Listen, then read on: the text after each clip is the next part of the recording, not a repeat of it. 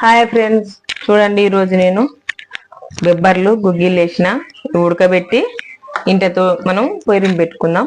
చూడండి ఇగో అట్లాగనే ఏం చేయాలంటే ఇందులో చారు వెళ్తుంది కదా మనకు, ఇది పడే అవసరం లేదు, మనం దీంతో చారు పెట్టుకోవచ్చు. అందుకోసమనే ఉంచినాక ఇలా కొంచెం చింతపండు వేసి ఇది పక్కకెట్టి వేసుకుందాం, ఇది చారు చేసుకుందాం.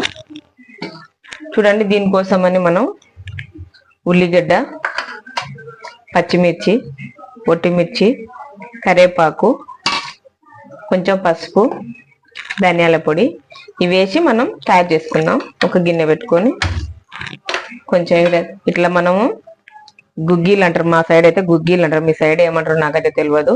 ఇవి వేసుకున్నాక ఇట్లా కొంచెం ఆయిల్ వేసుకొని మనం పొయ్యి పెట్టుకున్నాం అనుకో, టేస్ట్ సూపర్ గా ఉంటది. మనకి ఇప్పుడు రైల్లో కానీ బస్సులలో కానీ వెళ్తుంటే కొనుక్కొస్తుంటారు, మనం అమ్ముతుంటారు కదా ఫ్రెండ్స్, ఇలాగనే చేసుకుంటారు.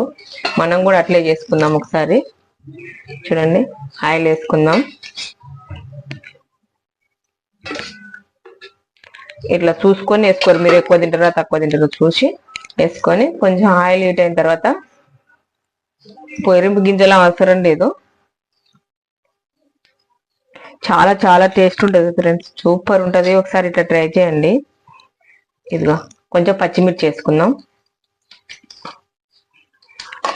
ఇది మంచిగా నూనెలో బాగా మగ్గితే కొంచెం కారం ఉన్నా కానీ తక్కువ అవుతుంది, నూనెలో ఫ్రై అవ్వాలి.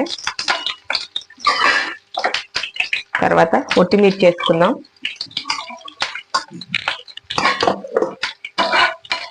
ఇలా వేసుకొని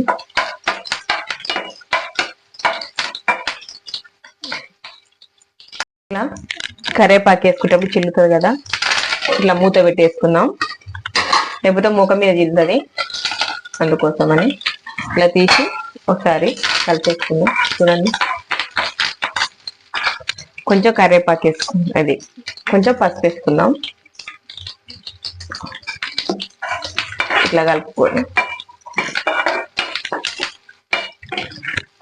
ఉల్లిగడ్డ వేసుకొని, ఉల్లిగడ్డ ఎక్కువ ఏం మగ్గ అవసరం లేదు, ఎందుకంటే కరకర అనుకుంటేనే టేస్ట్ బాగుంటది.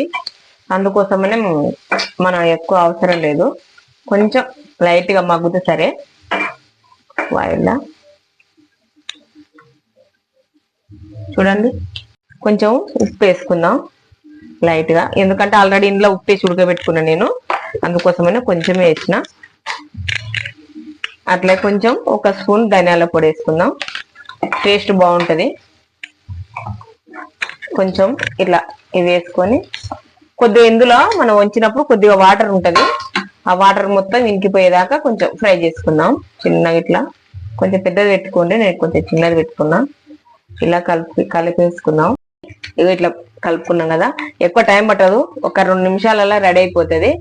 చాలా చాలా వేడి వేడిగా పిల్లలకి ఇచ్చామనుకో ఇష్టంగా తింటే చూడండి, సూపర్ టేస్ట్ ఉంటది, బాగుంటది. ఇట్లా పచ్చిమిర్చి ఇష్టం ఉన్న వాళ్ళు కొంచెం ఎక్కువ వేసుకోండి, పిల్లలు తినాలనుకుంటే కొంచెం తక్కువ వేసుకుంటే టేస్ట్ మాత్రం సూపర్ ఉంటుంది ఫ్రెండ్స్. చూడండి ఇట్లా రెడీ అయిపోయింది, ఇంకా దింపేసుకుందాం. మనం దించేసుకొని చూడండి ఎంత బాగున్నాయో కదా, చాలా చాలా బాగుంది, స్మెల్ సూపర్ వస్తుంది.